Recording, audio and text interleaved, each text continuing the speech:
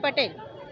હું ઘરકામ કરીને ગુજરાન ચલાવતી છે. 4 વર્ષથી અમે આવાસ યોજનામાં ફોર્મ ભરેલું તો બી કોઈ નથી આવતું. મારા છોકરા નાના છે. આખો રૂમ તોડવાની વાત કરે તો અમે રહેવાના કાં? કઈ જગ્યાએ રહેવાના હવે અમે?